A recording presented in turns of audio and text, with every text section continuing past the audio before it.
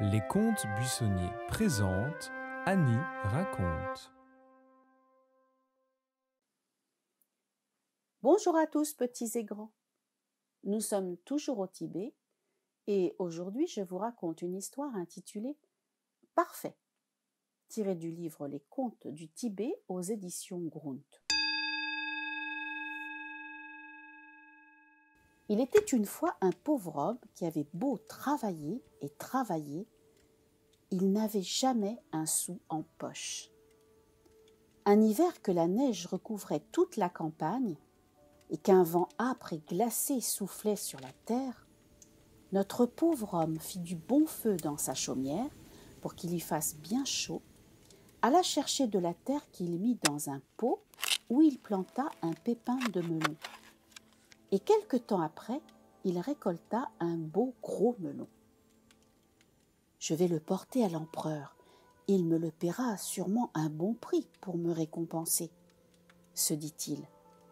Et il alla porter son melon à l'empereur. « Tu l'as cultivé tout seul ?» demanda l'empereur. « Oui, votre majesté. »« Parfait. Et par un tel hiver ?» ?»« Oui, votre majesté. »« Parfait.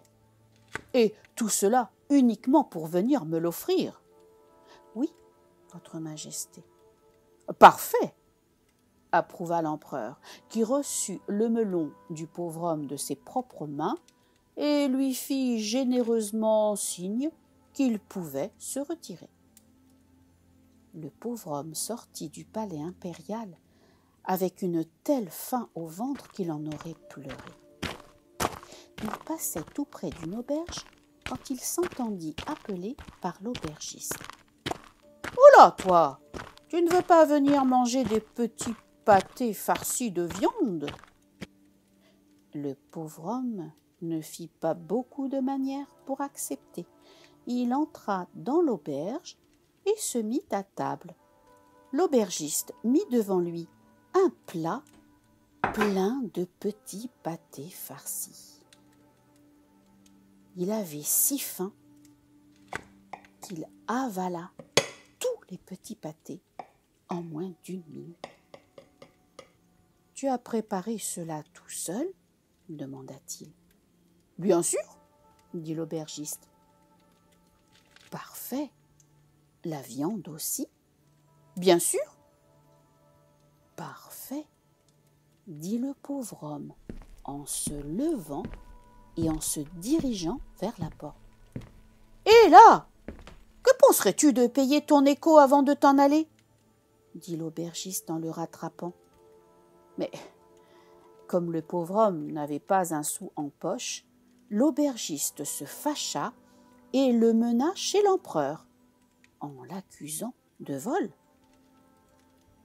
L'empereur se fâcha. « En voilà des manières. Commander un plat et s'en aller sans payer. Tu penses que cela suffit de dire « parfait » ? Pour un parfait, on ne peut rien acheter. »« Oh, votre majesté, j'ai dû confondre.